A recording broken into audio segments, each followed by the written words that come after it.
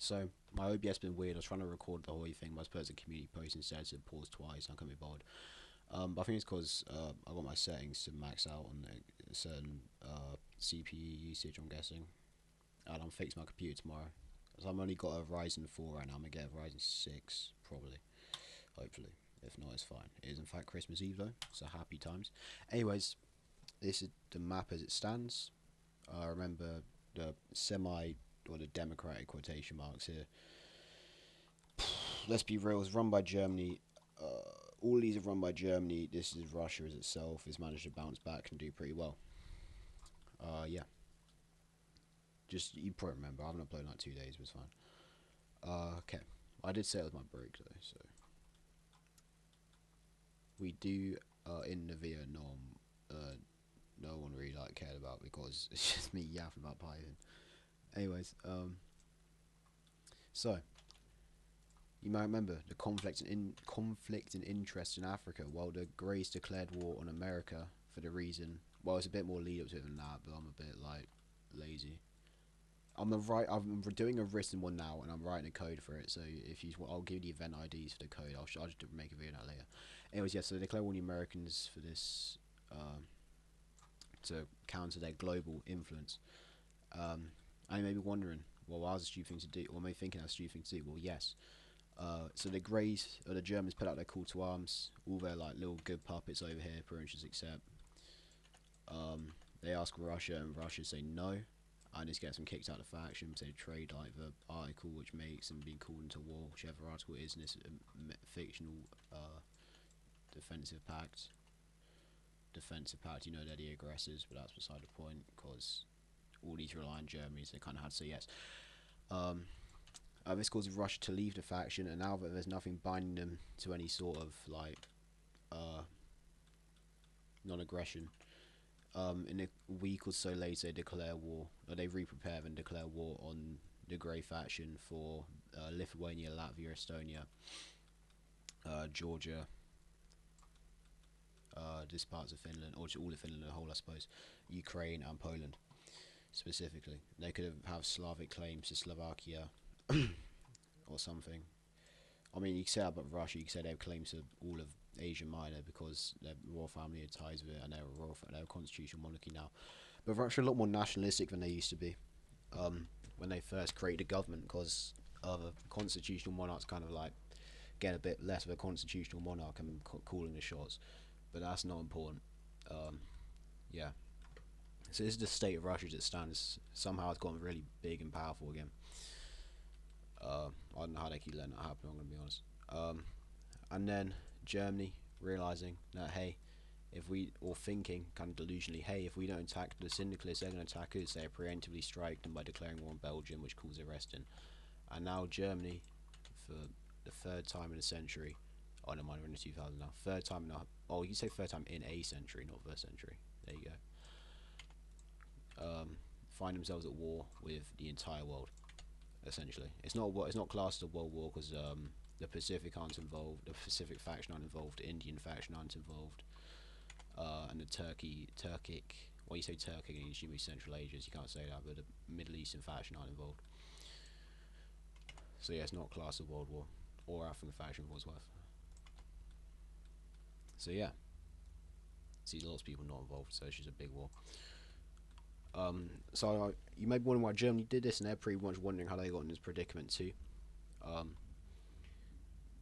But it's not like they're going to get absolutely shattered. They have 2 million or 2 men fielded, very high quality as well. Lots of motorized divisions, very advanced army, and their push into Belgium goes well for a brief while until it halts. Essentially, both sides just not be able to do much. In Africa is a different story because they have not really got any pioneers trained up for this, or that anyone special knows fight in the jungle. So they kind of just got, well, not massacred because it was still fighting in the jungle regardless, but the American made or took more care to look into things and make get assistance from the locals. So they're probably experts in fighting that. Moving over to the Russian front. Please don't pause. Thank you. Moving over to the Russian front. Georgia just got murked entirely. Yes, there are partisans. Yes, it's expensive. But they still doesn't really make a difference. The fact that they just got crushed. Um, and a massive offensive into Ukraine began. The Russian army is relatively outdated compared to Germany, but compared to all these guys, it's just gonna swamp them this entirely. They do a spearhead down to Romania, which goes well, and then they just start crushing through Ukraine. There's a couple 100,000 soldiers trapped here, none of which are really German, just random like Hungarian, Czechs, Polish, Poles rather. And they get pushed down to Crimea, which is breached from across that strait there, which I have no idea what the name is. And Crimea falls, or Sevastopol falls, the Crimean Peninsula falls. They flee to Romania, which will no longer be neutral in a second because they're now harbouring in prisoners of war, or what would have been prisoners of war. And Ukraine falls to the Russians, who now, actually no, they weren't that stupid. They're not dumb. They're not going to declare war on Romania for that. But they're doing pretty well for themselves. The Germans are getting a bit, worried, because the exact same thing happens with a spearhead across to the Baltic, forcing them up and out through Tallinn, fleeing into the Baltic, and Estonia falls as well, and the Russians are well on their advance, just crushing through the Baltic, and even managing to go into German territory. And then another offensive in Finland takes Karelia, or the remnants of Karelia, the remainder of Karelia they don't own, gets up to Petsamo, crushes through there, and Finland begins to fall as well, and Leningrad is, not Leningrad, St. Petersburg is secure, which might be made the capital now of again a very nationalistic, monarchist Russia that is taking all its lands back, so people can start believing the regime more, and not just think it's random propaganda. But they do manage to hold here, hold the lines here. A very costly offensive, mainly led by the English. They land in Friesland and start going to Wilhelmshaven, and they start going through the Benelux here, and they do pretty well for themselves. Well, not pretty well for themselves considering the circumstances, but they can't really do too much else. They also make a landing in Denmark, which the Germans don't bother defending, and they sweep through and claim it down to the Schleswig Peninsula. So the war's not going too well for the Germans right now, as you can tell. And it is entirely abandoned Africa, which in the coming weeks is taken by the Americans. The Syndicalists didn't bother with it. Maybe they'd probably lost a bit of land. The Americans get it back to them. And Germany falls to bits. Why did they get into this war? Who knows? Why did they just tell you? They're a bit arrogant. No, to be fair, they had a very strong army, but they could kind of underestimated the millions of men mobilised and could tell you all from the other sides. And also underestimated factionalism inside, with some communists declaring independence along the Rhine and into Bavaria, who join up with the Syndicalist faction, and now the Syndicalists are starting to take Germany. They start going around, encircle this. The Dutch surrender, not very happy of what happens, with the Germans kind of betraying them a little bit. Well, in their eyes, betraying them. Now the Russians want to speed up their offensive because they're losing lots of their land that they can take to the Syndicalists, who are now advancing much more into Europe, and the Red Dawn names being taken seriously again for this title, I guess. Schleswig-Holstein just falls entirely. The Russians pick up the pace in their advance, moving into Königsberg, and it falls. At this point, Hungary and Czechoslovakia and Poland realise it's a lost cause and they'll surrender to the Russians, who are moving in quickly to take this land, but so are Germany, or the remnants of it. But factionalism strikes again, and then the liberal, or the more central faction, there you go, got it, or political party, whatever you want to call it. They're not an American faction, actually, I should change that colour. There's a lovely green there. And then the Austrians declare independence in the south. I've run out of colours, purple. As well as Slovenia, which kind of joins that movement. I'll just ignore this as well. There's been one final push through by the Syndicalists, and it's a bit of a mess. To draw the peace conference up, so I really don't know what's going on anymore. I mean, I do, but it's getting a bit confusing for you probably. Okay. Control Z this. So ultimately, this will happen because Germany got arrogant and thought they could do. Okay, I've rushed over it. It says wars are 6 months long, so they were holding for a while. They kind of. Well, I mean, to be fair, they did not expect Russia to break away and declare war on them. There you go. If you're calling it dumb, there you go. Debunked, bud. And then, let's be real, would the syndicalists just let Germany go? No, they would declare war on them anyways. Preemptive strike was stupid, but it's better. They would have been a war on them either way. And the Americans are pretty weak, and also, if they manage to beat over the Americans, realistically, if they manage to beat the Americans here, they're just going to surrender because they can't afford the cost of war, because it's just pointless. And this will give them a lot of national prestige. So there you go. I have thought about this. Thank you very much.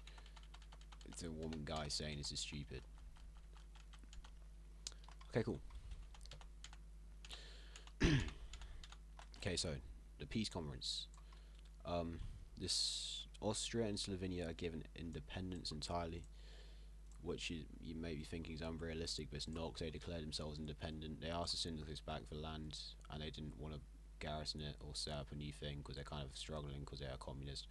And Slovenia gains independence as well. And you may be wondering, well, these guys are going to get annexed by someone else. Well, no, but okay, I'm just going to do this on this map, the factions on this map for now, because I'll try to update that after this. Because they both join the Balkan Pact as well as Hungary, because they surrendered, they got away pretty well, and they all joined the Balkan Pact, which are now much stronger. As well as Czechoslovakia surrendered as well, because Russia just let them go, who were occupying at the time, and they all joined the Balkan Pact. So that's the fate of these countries now, and the Balkan Pact's much stronger, which gives Turkey probably eyeing them up. Well, in terms of good luck, the same I'm going to denote these guys in like a horrible colour that I'm not going to use for anyone else, so it just gets easier for what I want to do for Russia. So Russia, the same cannot be said for the people that they're occupying, right? That's a very confusing sentence even for me. What I'm trying to say is the people who they did occupy, who they wanted, didn't get a similar fate of being let go to the Czechs, Hungarians, etc. Okay, let's think about this. What order do I want to say this in? So, the Finns.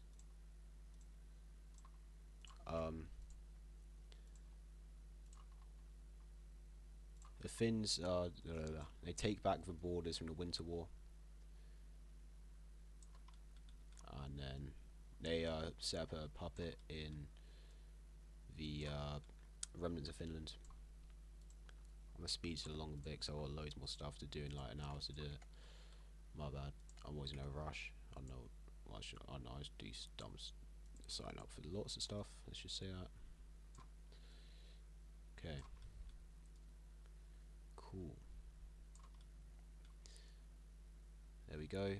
Oh. Whatever it is. I think that'll be fine. And they set up a puppet in the rest, and I'm going to make the puppet like a Yoda green. There we go, lovely. They set up a puppet in Ukraine just straight up.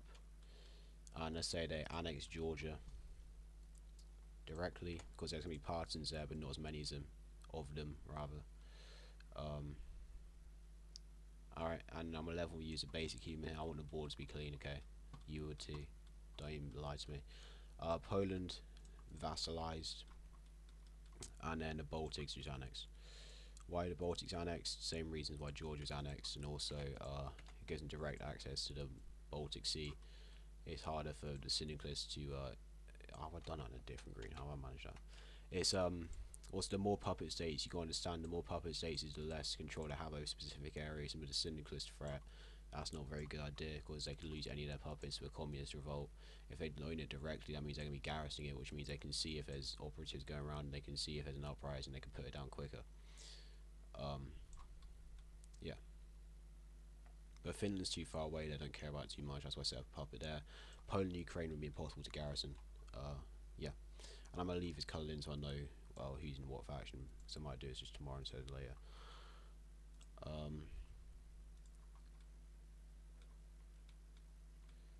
And then, let's just say, let's just say the trade wars, they pull out on Königsberg for Poland, and then the syndicalists get the rest. Communist Germany, Netherlands, and Denmark are all set up. and I'm about to get onto Alsace, which is given back to France, of course. Deep breath there, man. That was a lot of speaking. And then let's say the colonies given to America, which I'm about to do now, and West Africa expands, or West African Union, with region of West Africa isn't geographically expanding. Well, I mean, it might be. I'm not very good at geography, but like tectonic plates might be shifting and something I'm not aware of, or not anyone's aware of. Who knows? Oh my goodness! Please let me zoom in.